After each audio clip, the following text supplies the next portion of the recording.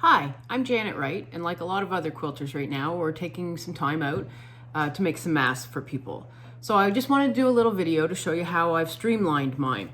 I started out with the one that had the elastics on it, and I made 3 or 4 of those, and I put Minky on the back of them. The Minky made it a little stiff, or a little hard to do these little things on the side, but it worked out okay. But then I ran out of elastic, so I did make a couple of them like this.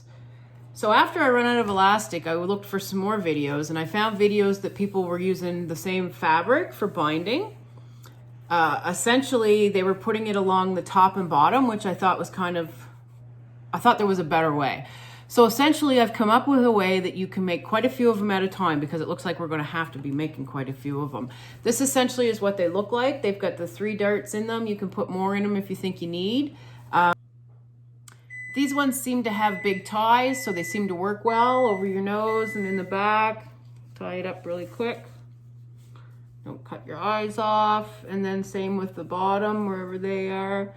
There seems to be no room, no gaps. It seems to be working well. I'll show you what I'm doing.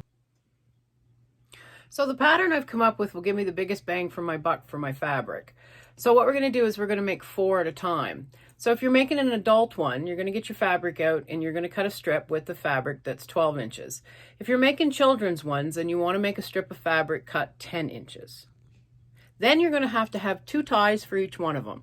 They're 2.5 inches.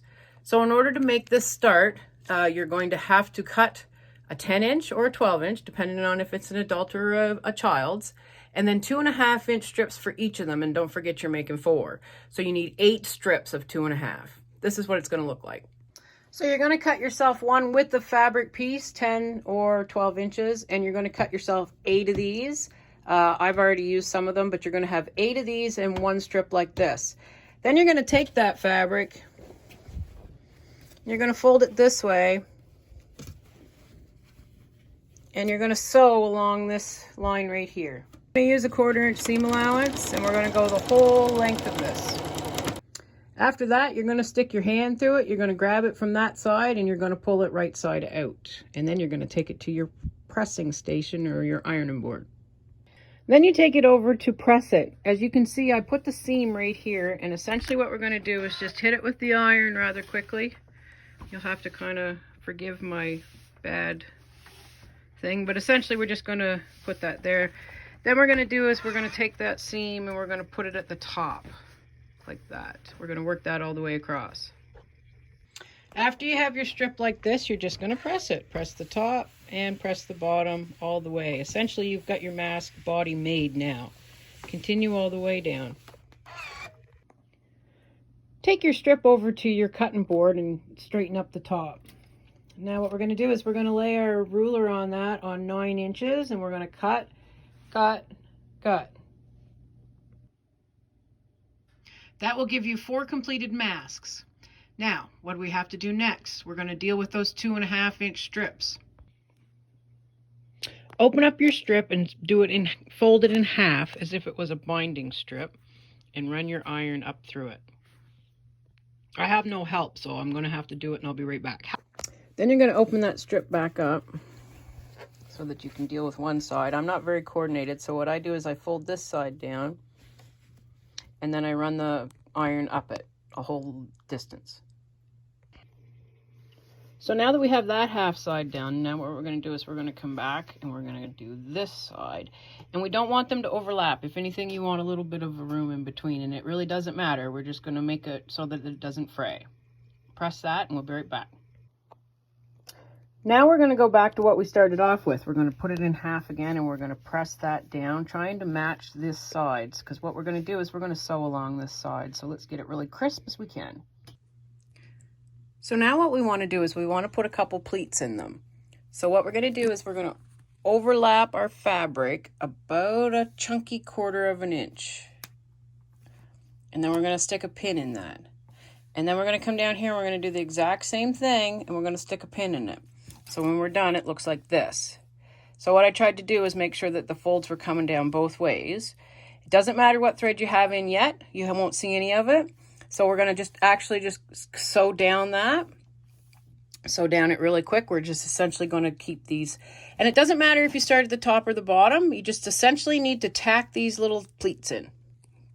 So I got one here that doesn't want to come through. That's okay. I'm just going to give it a pull because it really doesn't matter. And don't tell anybody that I'm sewing over pins with these. I'm trying to do this as quick as possible. Perfect, right there, done. So now that we have our pleats in it, we're going to put our binding strip on it. So essentially what I do is I fold it in half and I find the middle. And then I just lay this in there like this. And then I stick some pins in it just because I'm a pinner. Well, for these I am.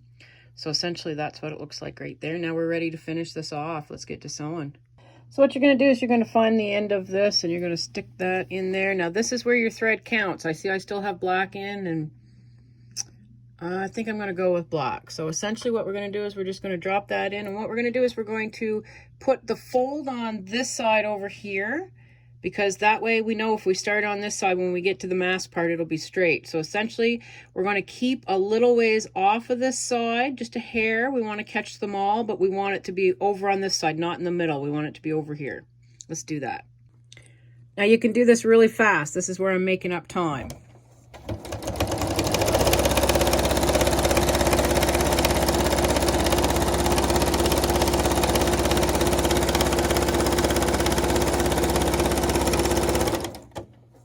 Now I've come to the mask part. So what I've been doing is I've been kind of just going back over it right here. So I'm still trying to do this with one hand. So I'm going to come up to it.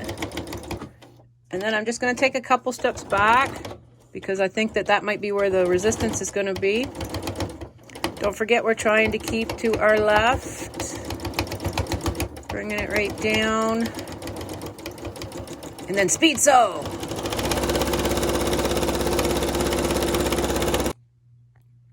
You're going to want to do the back stitching on both the front and on this end up here and this one. I kind of forgot to do that on the last one, so we're just going to come up to it. And right about there, we're going to do a little back stitch, and then we're going to speed sew, and you're done.